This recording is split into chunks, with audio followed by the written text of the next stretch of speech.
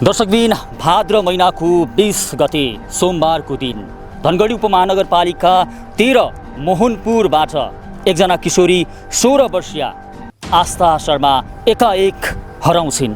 घरबाट स्कुल जान्छु भनेर हिँडेकी किशोरी हराएपछि घरका आफन्तहरूले, इष्टमित्रहरूले, साथीहरूले खोजी गर्छन् र हिजो अस्तिसम्म हामीले महेन्द्रनगर एरियातिर पनि रातभरि 2-2:30 बजेसम्म नै राति होटलमा छापा मारेको छु। म आफैले मैले साथीहरूलाई चाहिँ कलेक्ट गरेर मैले 2:30 बजे रातिसम्म चाहिँ तपाईँको 21 गतेको राति चाहिँ होटलहरूमा छापा मारेको छु।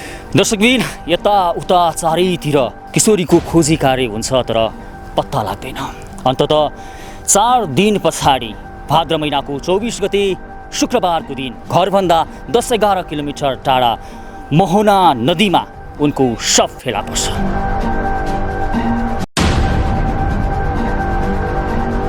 स्कुल जान हिँडेकी आस्था शर्मा एकाएक यो अवस्थामा फेला परिसकेपछि यतिखेर आफन्त, साथीभाइ, छरछिमेकी सबैले आस्थाको दुर्घटनावश होइन, आस्थाले आत्महत्या गरेर होइन, आस्थाको हत्या गरिएको हुनुपर्छ भनेर एक हिसाबको आशंका गरिरहेका छन्। आत्महत्या छैन मलाई त लागेन।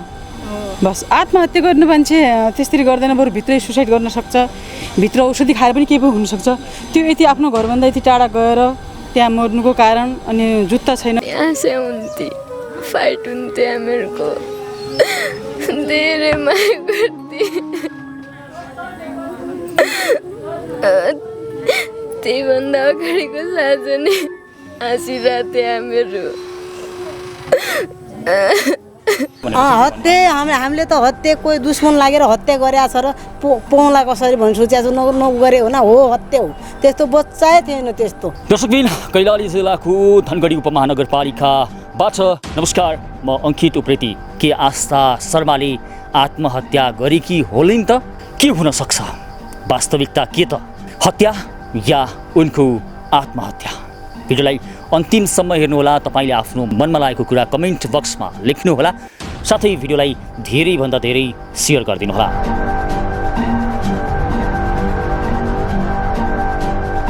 दर्शकबिन यो त्यही नदी हो, मोहना नदी, जसमा 16 वर्षीय आस्था शर्माको मृत शरीर फेला परेको थियो र बिहान 10 बजेतिर शरीर फेला परेको थियो भने अहिले यतिखेर यो ठाउँ एकदमै सुनसान छ, कोही पनि हुनुहुन्न। त्यो कारणले गर्दा हामीले प्रत्यक्ष शव देख्ने व्यक्तिहरूलाई सोध्न पाएका छैनौँ। हामी चाहिँ अब यतिखेर चाहिँ किशोरी आस्था शर्माको घरतर्फ जाँदैछौँ। घरमा गएर बुझ्नेछौँ। एक हिसाबको धेरै टाढा चाहिँ उहाँको शव यसरी चाहिँ बगेर आएको भन्ने कुरा पनि सुनिएको छ। यो सुन्नेको कुरा हो, त्यहाँ गएर थप हामी चाहिँ सोधपुछ गर्नेछौँ। र एक हिसाबले चाहिँ अहिले आफन्तहरूले यो नानीले आत्महत्या गरेको होइन, यो चाहिँ कसैले चाहिँ केही गरेर छोरीलाई चाहिँ बगाएको हो कि भन्ने एक हिसाबको यो किसिमको आशंका पनि उहाँहरूले गरिराख्नु भएको छ। के हो त वास्तविकता, त्यो हामी यस भिडियोमा हामी बुझ्नेछौँ। भिडियोलाई अन्त्यसम्म हेर्नुहोला। अब हामी किशोरी 16 वर्षीय आस्था शर्माको घरतर्फ जाँदैछौँ। दर्शकबिन यतिखेर म मृतक आस्था शर्मा 16 वर्षीय आस्था शर्माको घरमा आएको छु। उनको घर मोहनपुरमा आएको छु। घरमा यहाँ यता हेर्न सक्नुहुन्छ, धेरै चाहिँ स्थानीयहरू उभिनु भएको छ। एकैछिन अगाडि आस्थाको शव पनि यहाँ घरसम्म आएको थियो र यतिखेर चाहिँ आस्थाको शव अन्त्येष्टिको लागि गएको छ। एक हिसाबको आशंकाहरू गरिएको छ, जुन हिसाबले उनको माथिल्लो ब्रस्त, जुन बाह्य ब्रस्त चाहिँ नभएको त्यो कन्डिसनमा चाहिँ सब फेला परे पछाडि चाहिँ यो चाहिँ अरू केही कारण भएर चाहिँ उनको चाहिँ हत्या गरियो कि भन्ने किसिमको पनि आशंका गरिएको छ। यद्यपि यो प्रहरी प्रशासनको काम हो, सही निष्पक्ष रूपमा अनुसन्धान गरोस्, यही भन्न चाहन्छौँ। र पोस्टमार्टम पनि भएको छ, पोस्टमार्टमको रिपोर्ट आउन बाँकी छ। र यस क्रममा हामी चाहिँ आस्थाको भिनाजुसँग जोडिँदैछौँ। उहाँको भिनाजुले के भन्नुहुन्छ? मृतक आस्था शर्माको भिनाजु हुनुहुन्छ, के नाम हजुर? मेरो धर्मदेव पनेरू। सालीको सब कुन अवस्थामा थियो, के थियो?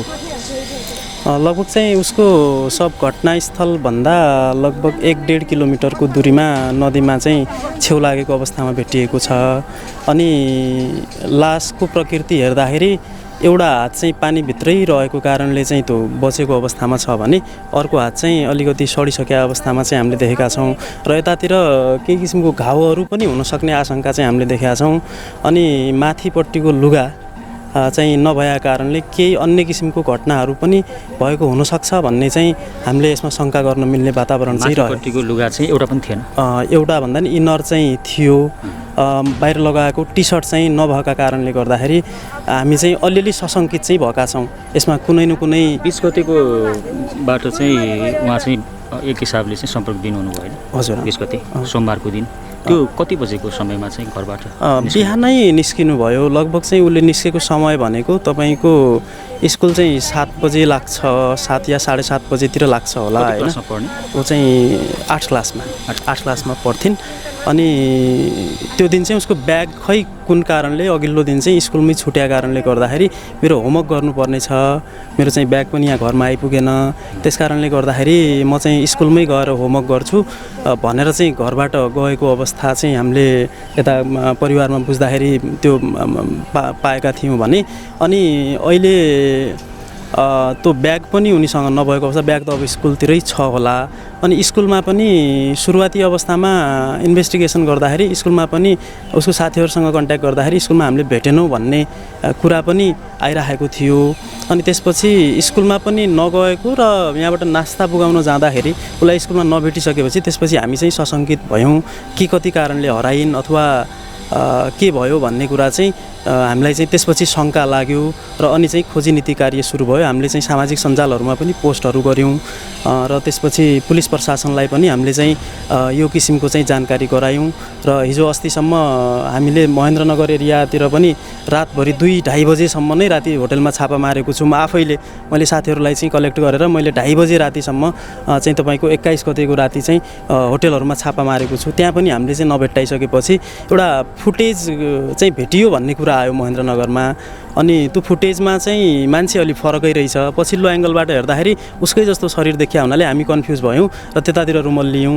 र अन्तिममा अब पछि चाहिँ यो घटनास्थल जानेरबाट हामीले जुत्ता उसको फेला पारेका छौँ। त्यसबाट लगभग 1.5 किलोमिटर तल चाहिँ उसको लास भेटिएको छ, आधा आधी चाहिँ लगभग सडेको अवस्थामा भेटिएको छ। सब फेला परिसकेपछि दुईवटा शङ्का गर्ने कुराहरू हुन्छ होइन, कि भने आत्महत्या, कि भने चाहिँ कसैले चाहिँ अब केही गरेर हत्या गरेको भन्ने हुन्छ। दुईटामा आशंका बढी चाहिँ के कस्तो भइरहेको? अब यस्तो छ, उसको जुत्ता चाहिँ घटनास्थलमा हामीले सुरक्षित रूपमा पाएको हुनाले एक किसिमले सुसाइड हो पनि भन्न सकिने स्थिति छ।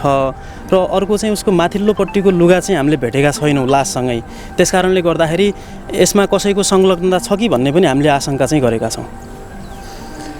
घर परिवारबाट त्यो अलिकति राम्रो चाहिँ एक हिसाबको चाहिँ व्यवहार नभए पनि छोराछोरीहरूले यो किसिमको निर्णय गर्न पुग्छन् होइन, आत्महत्याको निर्णय, त्यस्तो केही थियो? नै, त्यस्तो केही पनि थिएन। ऊ एकदमै अनुशासित बच्चा हो, ऊ पढाइ लेखाइमा पनि टपर हो। उसलाई चाहिँ तपाईँ उसको स्कुलमा गएर पनि बुझ्न सक्नुहुन्छ।